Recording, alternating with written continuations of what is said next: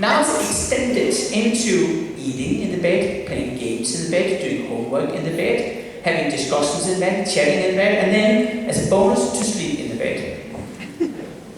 The beds in young girls' bedrooms are designed around exactly the right angle next to the PowerPoint, so they always can charge their phone.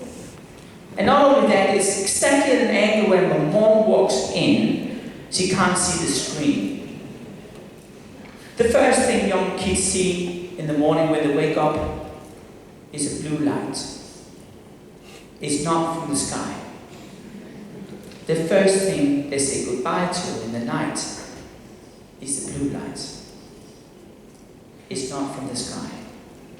It is a generation which has changed a lot.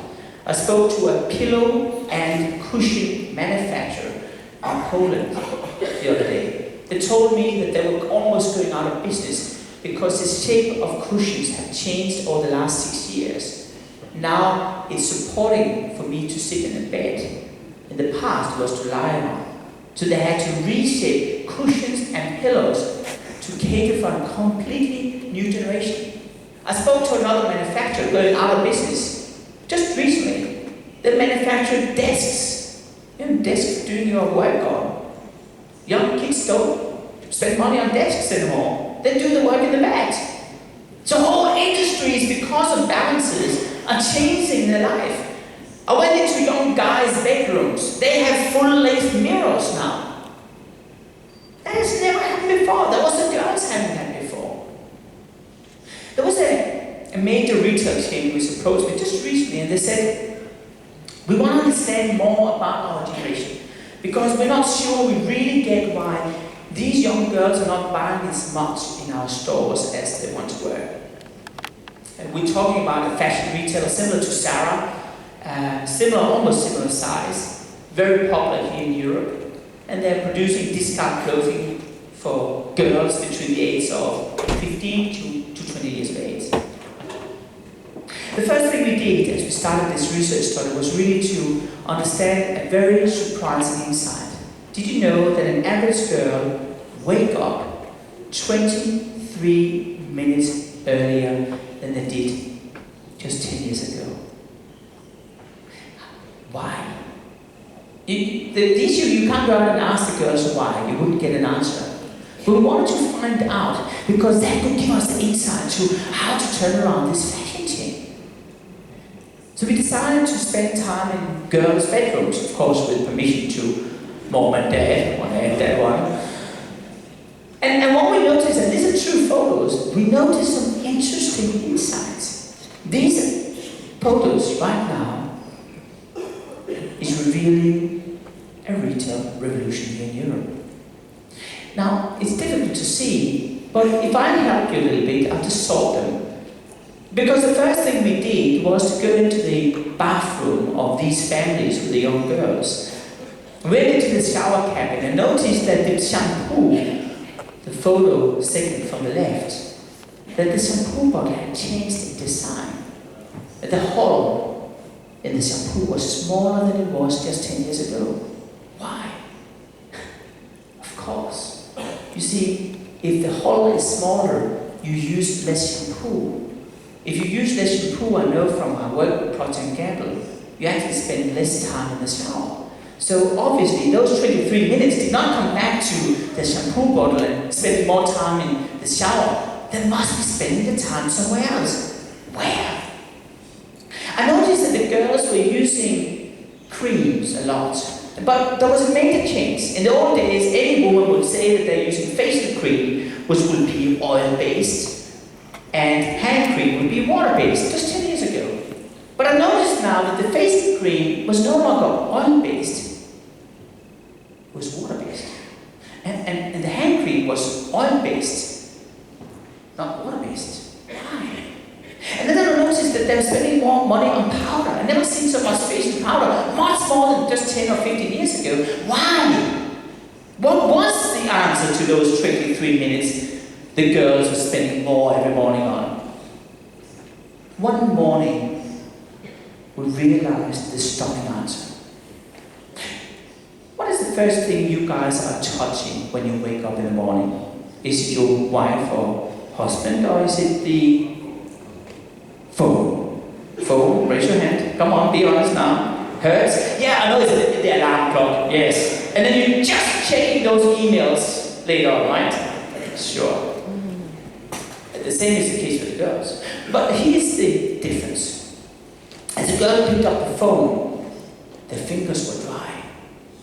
Which is the reason why they would use an oil-based cream so they could swipe easier on the display.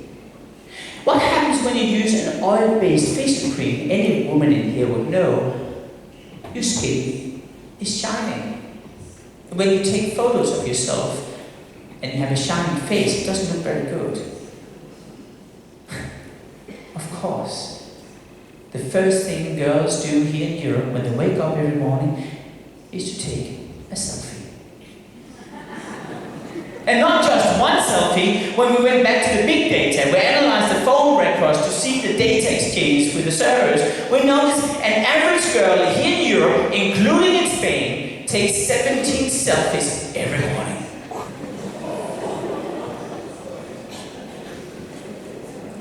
Why? I want to talk about transparency for a second. And people think that transparency in our world is good.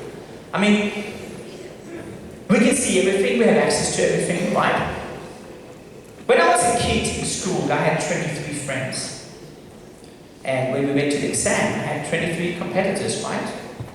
Today, an average kids have 23,000 competitors, and will never ever be number one, always last. Because of that, the world is changing. We become more insecure. And insecurity comes across in the way that we retract back to our base. That's the reason why Brexit is taking place. That's the reason why we saw what we saw in Colombia. That's the reason why we saw what we're seeing in Philippines, and what we see right now with the war in the United States. Because the fact is that we retract back to smaller tribes, where we feel safe, where we feel heard, where we actually may be number one. The reason why these girls were taking 17 selfies every morning was to color coordinate the clothes with the best girlfriends. You see, you don't want to show up in school and have completely wrong uniform on. You want to wear clothes in a similar color scheme, but not the same dress. That would be embarrassing. So an average girl would take these photos every morning to make sure she would be part of that tribe. And this is the insight. It's not very simple. When that happens, something else happens. You run out of clothing options very quickly. I mean, just do the numbers. And that was exactly the problem this fashion team had. They realized that they had too few seasons every year. And we said to them, you simply do not have enough. We have to introduce 2 more seasons, because then you stimulate that instinct. But we went one step further. We decided to say, the second problem you have is that tribe feeling. You see, when I go to a dressing room, right, and I spend a lot of time looking at girls going in and out of dressing rooms. It's my job, right? And what I noticed is the behavior has changed. And I noticed this the first time when I was launching small data, my book, in the US. I spent a tremendous amount of time with booksellers across the country to understand the psychology of selling books. And I was standing in one of these stores, just observing people as they walked in. And what I really was surprised about was, listen to this, it's crazy. In the old days, the way girls were buying books, they would go into the store, 1 or 2 girls, separate, buy the book, collect themselves again, and leave. That was 10 years ago. Today they will go into the store, typically 5 or 6 in a group. They will congregate around the most messy table in the store, typically the table looking like Instagram. And they will then look around at the books. Each girl, almost simultaneously, would pick up a book, look at it, read it on back, and if she really likes it, listen to this. And she read what is saying on the back and pitch the book to all her friends around the table. And if every single girl likes that book, she will buy it. for herself. This is a completely different way of buying. I'm buying as a group for myself. And that's exactly what we noticed with these dressing rooms. When these girls were going to the dressing rooms, they were too small. There was not space for 6 girls in a dressing room. So we had to increase the size, and we had to take that tribe feeling into it. So yes, we then looked at the dressing room and decided to this instead. And the whole wall on the back where you see that screen there, we transformed it to one big screen. So when the girl would come in and would basically stand there and try the dress, then they could drag in on the screen, with permission, their closest friends on Facebook. And with permission, click go ahead. And the screen would take a photo of you, that clothes you're wearing right now. And there will be statistics coming up for all your friends. 50% don't like those shoes. 23% hate that dress. But that blouse is pretty nice. 22% like it. This is an insight starting from a small hole in a bottle of shampoo in a shower cap. It's an insight based on a facial cream, based on oil, not water. It's based on facial powder. It's based on the fact that we take 17 selfies every day, and the fact that insecurity and transparency is changing our behavior. But most importantly, it's an insight you can't get from big data. And the issue today is that as we work with all this data every day, we have access to the same data as everyone else. We have the same software mining all this data as everyone else. And guess what? We end up with the same conclusion as everyone else. And that's where we miss the opportunity to be different. Because the issue is we don't see stuff anymore. We're not present. I mean, be honest now. How many of you have tried? You're honest now, right? How many of you have tried that you sit in a bar and you're waiting for someone which is late, so you grab your phone and do something with your phone, anything with the phone, so you're not looking like a complete loser. Raise your hand, come on. Look around, right? Is that rational or irrational? So we're not present. There's 3 things happening here, which is really scary. The first thing which happens is that I don't see things anymore. I don't see my surroundings anymore. It just passed by me like a train. The second thing is, I don't connect with people anymore. I connect with the cloud. But the third thing is probably the most scary thing in our world today. We never get bored anymore. Think about it. When was the last time you were bored? As soon as we're bored, we grab the phone to stimulate ourselves, to fill those 5.5 seconds of boredom. And what happens with boredom when it disappears? Boredom is the foundation for creativity. It's when you have that sense of boredom, you become creative. I have something which I call the water moment. It was, I think, a justification for my roller walks. But actually, I'm swimming in the pool as much as I can to do creative thinking. In fact, my book is written in the pool. Literally, I have a pen and paper, hitting it, and then, like an idiot, I'm swimming back and forth and doing notes on paper which is wet, right? But I do that because in that moment, I stimulate creative thinking. Some people have it in the shower. Some people have it when they're touched with water. How many of you become creative when you're touched with water? Raise your hand. Around 5% we know today. But that's not the message to you. The message to you is, what is your water moment? What is that time you have where you allow your brain to disconnect from digital stuff and be bored, to think, to be creative? Because you need to book that space in your life today, because that's what's stimulating instincts. And instincts is what's creating a point of differentiation. And that is the essence of your job. I took this photo in North Carolina. I was sitting around here with my clients, and Mom and Dad and the 3 kids were really really, really busy. I don't think they noticed me. In fact, I think they're still sitting there right now. But what's interesting is that our behavior has changed because of this stuff. The New York Times did a research study in partnership with a restaurateur a couple of years ago. What they realized in this study was that something has changed with our perception of service. This restaurateur was puzzled about the fact back in 2004 that people were just not as happy about the service as they once were. The perception of service had changed. And he couldn't understand why. So he decided to install CCTV cameras in his own restaurant and basically over a 10-year period record exactly what people were doing in the restaurant. Now what he realized back in 2004 was that an average diner would spend 1 hour and 5 minutes in the restaurant. Then over 10 years period, something remarkable happened.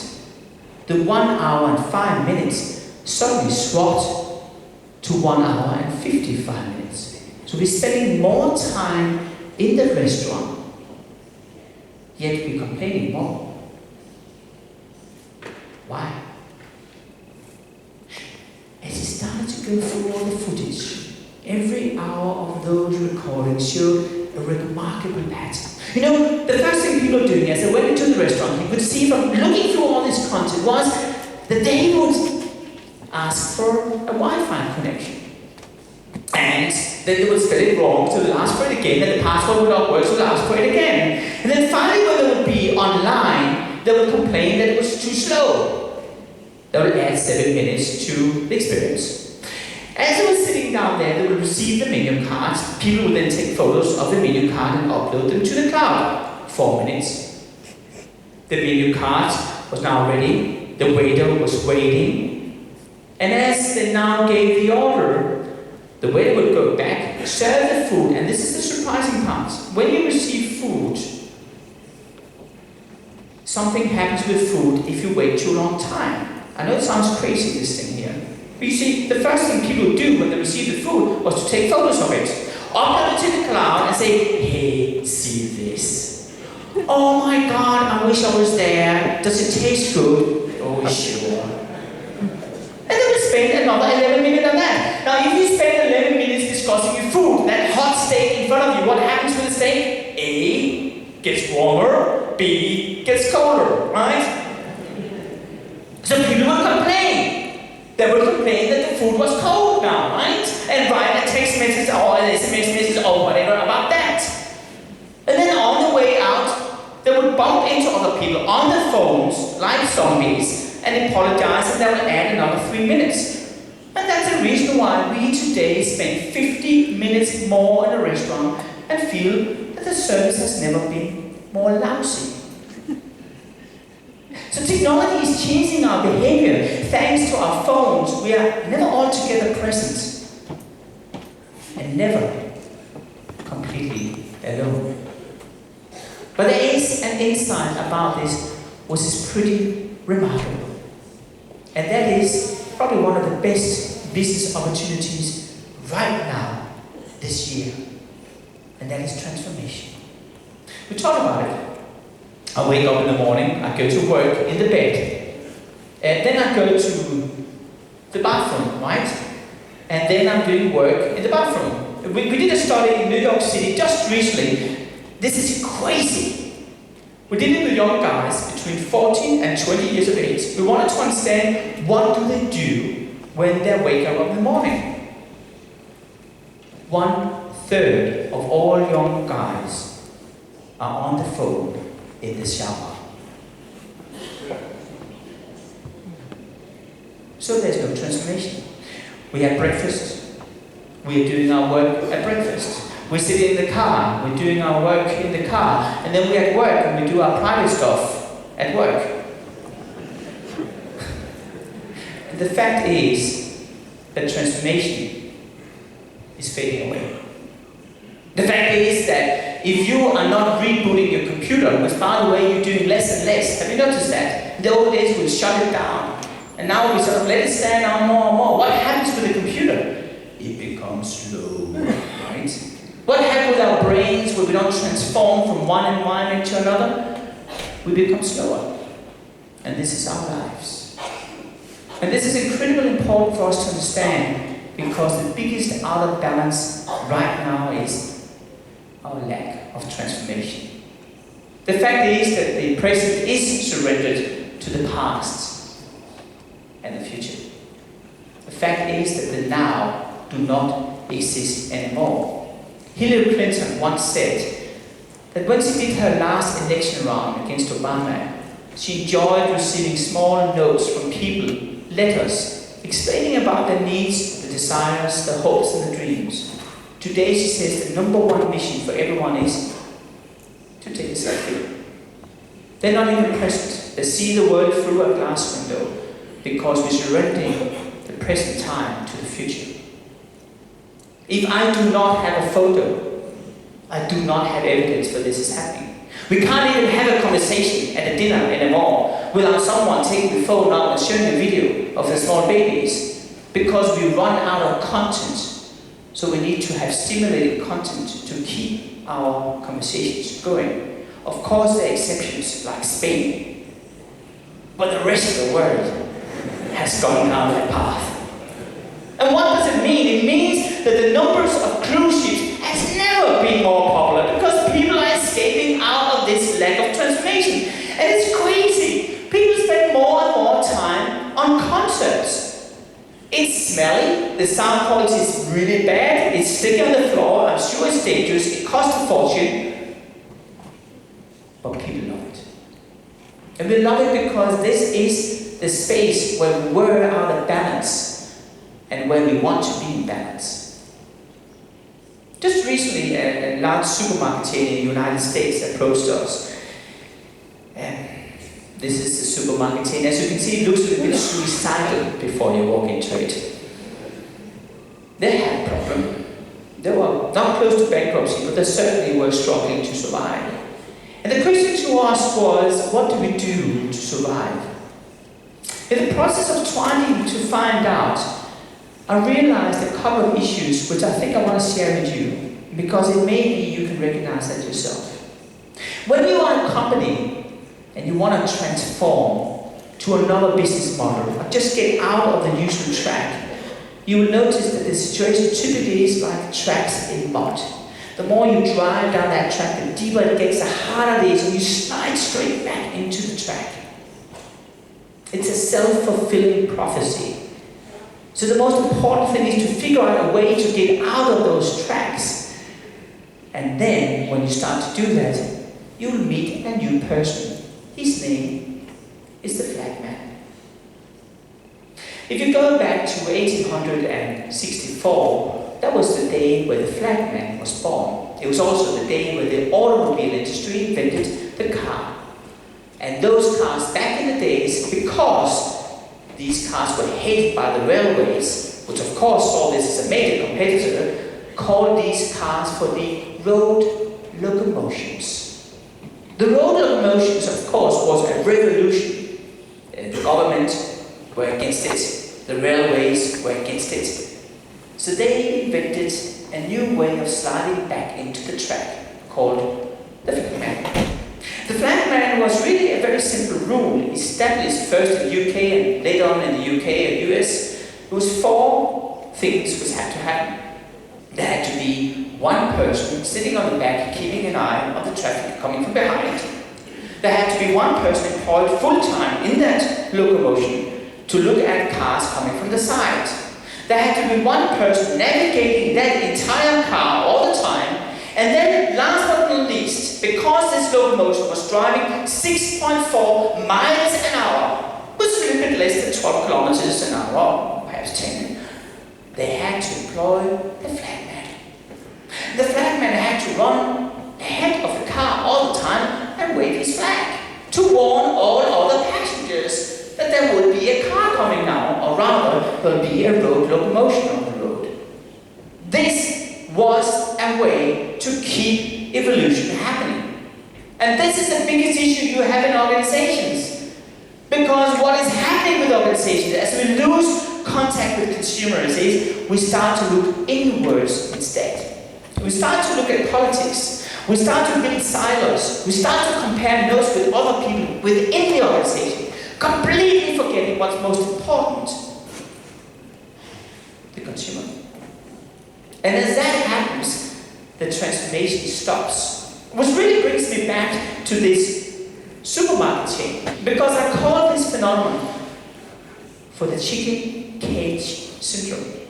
What you realized if you deal with chickens every day, that if you have a chicken and put them into a cage and then stand in the cage for about half a year, and then you take this chicken and the cage and put it on a beautiful green lane of grass, and you open the gates, the chicken will walk out, smell the grass, walk around, and walk into the cage again, because it doesn't like it.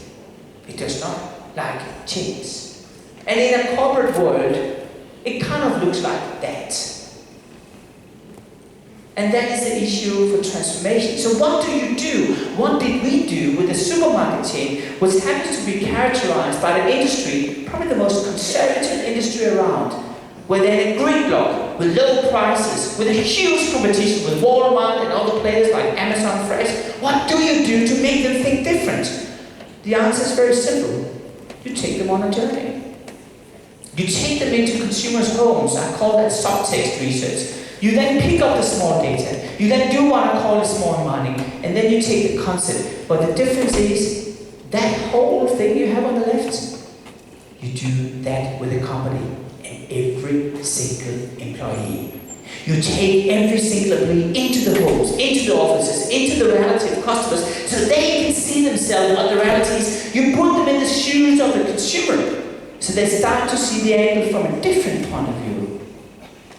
And then you build up a hypothesis.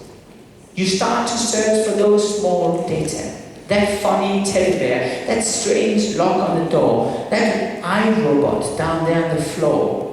You basically systematically started to search for imbalances in people's lives, which one by one is now building a hypothesis for the transformation of that company. And that's exactly what we did for Lowe's in the United States. They said, well, isn't it a matter about lower prices? I said, no, it's not. It's a matter about us finding that emotional clue, that insight, which is so powerful that people never, ever will stop going into your store. And suddenly the answer appeared on the screen. The answer, in fact, was very simple. The answer was chicken. When we talked to consumers, we realized two things. They loved the chicken in this store. It was not better than any other chickens. It was a little bit better than chickens in other stores. So we started to perfect the chicken. We said, how do we scream and shout about that chicken to the world? How do you create something crazy? Something where people will never ever forget the store. So we invented the chicken chandelier. It's a chandelier built as a chicken. Very normal, just not in this world. And out of that, we now began to create a new store. But it was based on the philosophy which I once learned sitting in a meeting with Bob Eckert and Steve Jobs. Some years ago, Steve Jobs was sitting in this meeting, and the CEO of Walt Disney Company asked Steve for advice. The question was, Steve, you have the most successful retail stores in the world, generating the highest revenue on planet Earth. What is your success? And Steve answered back, what would you like the Disney store to say as the consumer enters it? If it could talk, if it had a voice, what would it say? Ladies and gentlemen, what would you like your company to say? If your office had a voice, if your website had a voice, if your stores had a voice, what would it say if it said something? Out of that, we created a vision. And I know this is crazy stuff. I think you think, wow, we can't do that in Spain. But we did create a fairly ambitious vision. We basically said that we wanted to create the happiest 30 minutes in a child's life. Wow! 30 minutes? That's crazy! I don't want my child to be affected by 30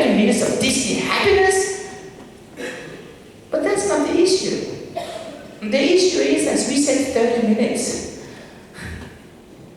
We also lifted the bar for the carpenters, for the architects, for the fashion designers, for the training staff, for human resources. For all these people who are saying, wow, 30 minutes. We really need to change, don't we? And out of that, they created one of the most successful turnarounds of the Disney stores. And that was exactly what we had in mind. Because what we learned from those was this. People were basically saying to us, I unfortunately have no other choice when walking into the stores. But we literally learned this should be their action instead. People should literally say, I feel at home when I visit my local Lowe's. So we started to team up with the community. We started to redesign the entire store around the principles of that becoming so local that we would work with every farmer to create local food. We would create crazy things. It would be like coming home. People would feel, wow, this is amazing. In a supermarket, if I may add. And that transformation happened in partnership with all the store managers across the country. We literally now said, we wanted to create a transformation. Let me just tell you about an experiment, because this may be valuable for you to be aware of. A couple of years ago in New York City, there was an experiment conducted with people who had to wear lab coats, white lab coats. At first, they got the option one to wear a lab coat which had a sign above it saying doctor. And then there was another lab coat saying dentist above, and a third lab coat with no sign. And as people were taking these lab coats on, a test team was testing how quick people were, the accuracy of the information, how self-confident people were. Now listen to this. As people put on the ordinary lab coat, nothing changed. As people put on the dentist lab coat, they improved a little bit.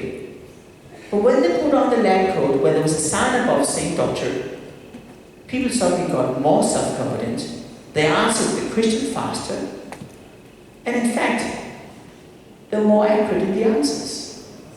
This phenomenon is called embodied cognition. It is a way to transform from one state of mind to another state of mind. And that was exactly the insight we needed to have in order to create a transformation from me living in a boring life somewhere in North Carolina to suddenly go into another world where I felt, wow, I feel at home. But there was another theory I wanted to build on, because to do that, you also need to understand the flow. Alfred Hitchcock, when he was developing his movies long time ago, always worked with two different manuscripts. He had the blue script and he had the green script. The blue script was really what we call theater of stage. It's all the props, it's all the monologue, the dialogue, the lights. It's all the, in many sense, the rational stuff. But if you turn this around and look at the other side of the coin, you'll notice that the green script will be the emotion. Theater on stage. It's what you feel, hopefully right now. It's the tears, it's the emotions. And what we said to those was, we need to create not just a blue script, which typically is retail today. We need to create a green script as well. And with those two insights in mind, we now created the supermarket of tomorrow. Very different, as you can see.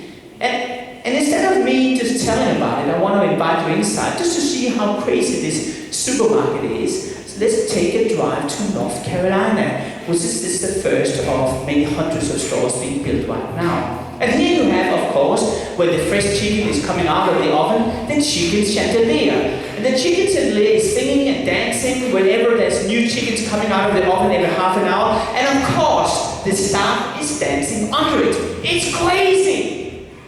But people will never forget it. We have the pick and prep area. That's where fresh vegetables are cut in front of you. You don't need to prepare it anymore. You get it in a little basket. They even have small swans and animals cutting fruit to teach the kids how to eat healthy. And then of course we have the cakery. The cakery is where all cakes are square. There's a new face on the cake every day, depending on what happens in the news. And of course there's a cake dance and candlelights you can blow out and do a wish with. And then we have the sausage work. Sausage work is where you have 26 different flavors of sausages every day. They even have Donald Trump and a Hillary Clinton sausage, slightly overheated. Does it work? Is it crazy? Is it American? Well, even the Americans said to us, this is crazy. We even had a community table in the middle of the store where farmers are coming in every day talking about the potatoes and the eggs and the meat. All of this began with a very simple insight.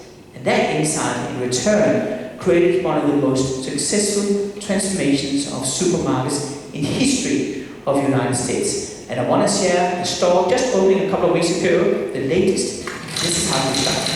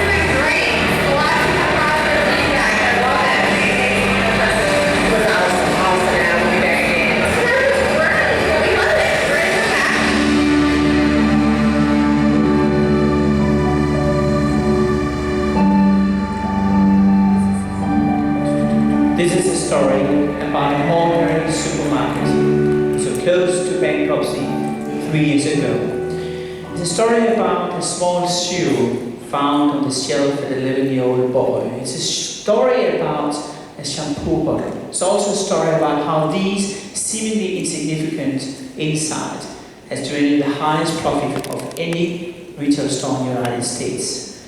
And this is my story to you guys, that Big data and small data is like two people in a dance. As I said, it takes two people to tango. There's 6 pieces of advice I would like to give you. First, 85% of everything we do every day is subconscious. And you have to understand that's where brands are built. This is the whole of brands. You need to get into the Amazon and live with the consumer.